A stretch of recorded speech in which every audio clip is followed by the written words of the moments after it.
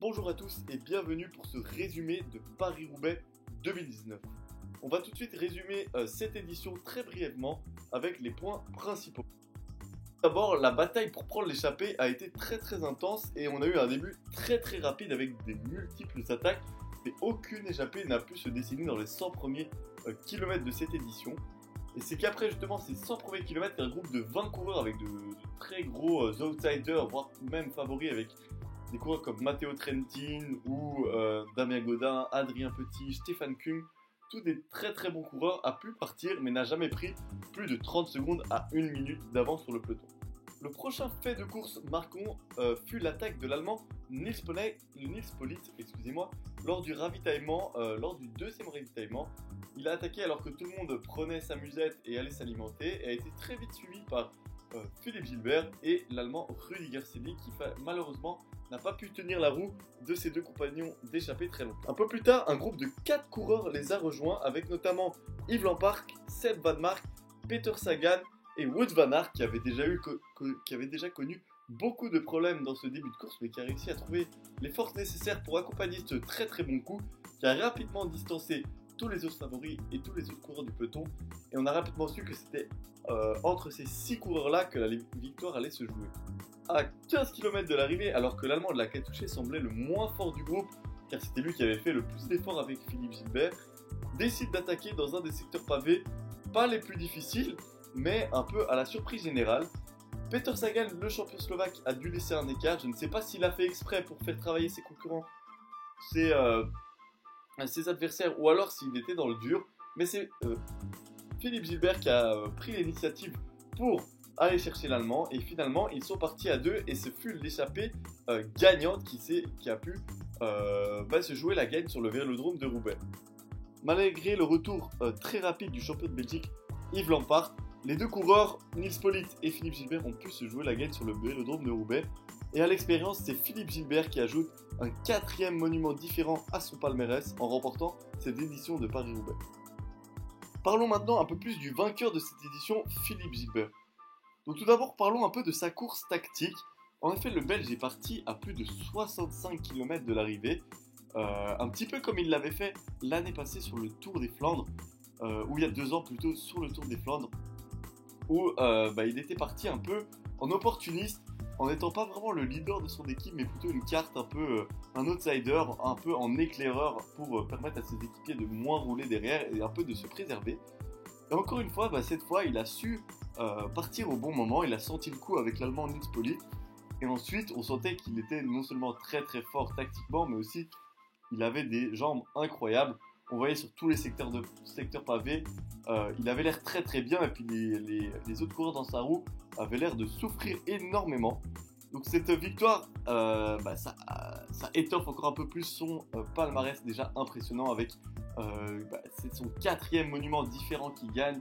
Il lui manque juste un Milan-San Remo et il fera le Grand Chelem. Il a été champion du monde, il a gagné sur les 3 grands tours.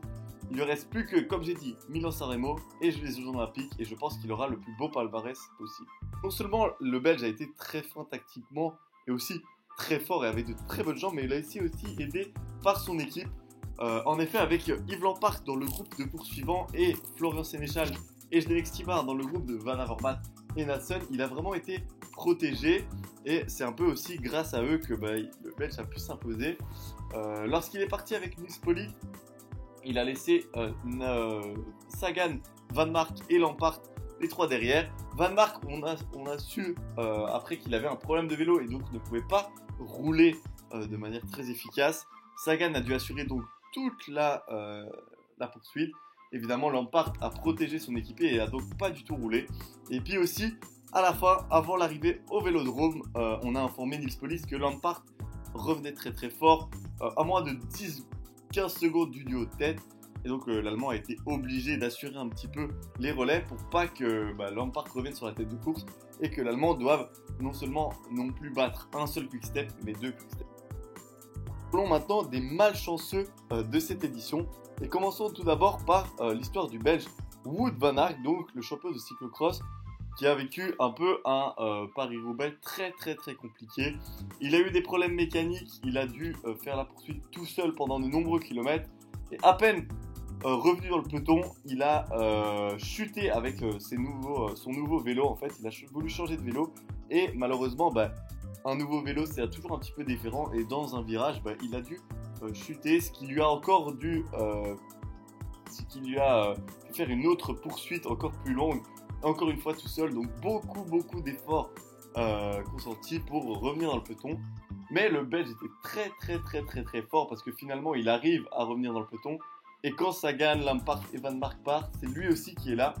Malheureusement, il va exploser un peu plus tard dans la course, mais on peut quand même être très satisfait de son Paris-Roubaix. Il a montré qu'il était très fort et que sans ses problèmes, il aurait pu gagner cette édition de Paris-Roubaix. Le deuxième malchanceux du jour n'était autre que Seb Van Mark de l'équipe IF Education Graphic. En effet, le coureur belge était très fort ce dimanche, mais a été victime d'un problème de dérailleur dans les derniers kilomètres et a été forcé de changer de vélo, ce qui a anéanti toutes ses chances de victoire. Le troisième et dernier malchanceux du jour, c'est Alexander Kristoff. Après avoir fait podium sur le Tour des Flandres, on se disait qu'il avait une carte à jouer lors de cette édition de Paris-Roubaix, mais malheureusement, très tôt dans la course, il a eu 2 crevaisons et a dû se retrouver très loin du peloton et n'a jamais pu revenir sur la tête de la course et a donc jamais pu lutter pour la victoire. Après avoir parlé des malchanceux, parlons maintenant des tops et des meilleures performances de cette édition de Paris-Roubaix. Et commençons directement par la révélation Nils Politt. L'Allemand de l'équipe Katusha a fait une course exceptionnelle et a pu suivre les meilleurs durant toute la course, ce qui lui a permis d'accrocher son premier podium sur un monument. Après sa bonne performance sur le Tour des Flandres, on se disait qu'il avait une possibilité sur cette course de faire un bon résultat, mais de là à aller chercher une deuxième place et de jouer la gagne jusqu'au dernier kilomètre, personne ne s'y attendait. La deuxième très grosse performance du jour est celle d'Evaldas Siskevicius. Le Roumain de l'équipe Delco Marseille finit premier coureur des équipes non World Tour et s'est même permis le luxe d'attaquer dans les 20 derniers kilomètres. Il finit finalement à une très belle 9ème place. Après l'année passée, on se rappelle qu'il avait fini hors délai mais avait tenu à finir l'épreuve même si le vélodrome de Roubaix était fermé par respect pour l'épreuve.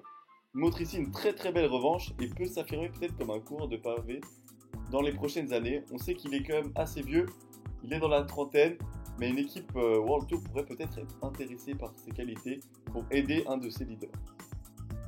Parlons maintenant des flops et de ceux qui ont un peu déçu pour cette édition de Paris-Roubaix. Et commençons directement par Greg Van Avermaet. Il était très attendu le Belge après sa victoire il y a quelques années sur cette classique. Mais cette année, il a fortement déçu. Que ce soit sur le Tour de Flandre ou sur Paris-Roubaix, il n'a jamais été à la hauteur et toujours été à contre-temps. Quand le groupe de 4 est parti avec Van Mark, Sagan, Van Aert et Lampart est parti, il n'a pas été en mesure de les suivre et s'est donc retrouvé piégé derrière. Et n'ayant pas une équipe qui peut l'accompagner très tard dans ses courses, il a dû se débrouiller tout seul et a finalement jamais pu peser sur la course et jamais pu rentrer sur la tête de course. Il finit donc dans le top 15 à une anecdotique place dans ce top 15, mais rien de très bon pour lui qui vise plutôt la victoire lors de ses classiques. Le deuxième déçu du jour n'est autre que le triple champion du monde Peter Sagan. Il a su suivre les meilleurs quand Van Aert, Lampart et Van Mark sont partis. Et on s'est dit qu'il était très fort, que la victoire ne pouvait pas lui échapper, car il semblait très facile dans l'échappée. Mais quand Nils Politt et Philippe Gilbert ont attaqué, il n'a pas été en mesure de suivre. Et c'est finalement lui qui a dû assurer la majeure partie de la chasse derrière. Il a finalement explosé à 5 km de l'arrivée et laissé partir Lampart vers la 3ème place du podium. Il finit finalement 4ème juste devant le peloton débattu. Mais c'est une place qui ne convient pas au champion slovaque, je pense. Et il sera très déçu de sa performance, comme toutes ses performances depuis le début de la saison qui sont très décevantes. Il dit être en forme pour les Ardennaises, mais s'il ne fait aucun résultat à ces classiques-là, on pourra dire que ce début de saison est un peu catastrophique pour le Slovaque. Le dernier déçu, c'est Oliver Nessen, l'ancien champion de Belgique, qui n'a jamais été en mesure de suivre les meilleurs et a toujours couru à contre-temps, un petit peu comme Greg Van Avermaet. Pourtant, dès le début de la course, on a vu que ses équipiers étaient très actifs et que Stijn Vandenberg était très fort sur ce Paris-Roubaix. Il a beaucoup roulé en tête dans les différents secteurs pavés. Et finalement, le Belge n'a pas réussi à accrocher les bonnes roues et finit dans le groupe débattu. C'est un petit peu décevant parce que le Belge se disait en très grande forme et disait qu'il pouvait faire quelque chose de grand. Finalement, il finit assez loin et est un peu décevant lors de ses campagnes flandriennes et des classiques pavés. Et voilà, c'est terminé pour cette vidéo d'analyse en fait de ce Paris-Roubaix 2019 où j'ai résumé mes tops, mes flops, mes malchanceux de cette édition. J'espère que vous avez aimé cette vidéo. Si c'est le cas, n'hésitez pas à commenter le moment le plus marquant pour vous de cette édition, le moment clé. N'hésitez pas aussi à liker pour m'encourager et à vous abonner si vous aimez le cyclisme et ce genre de vidéos. Allez, ciao!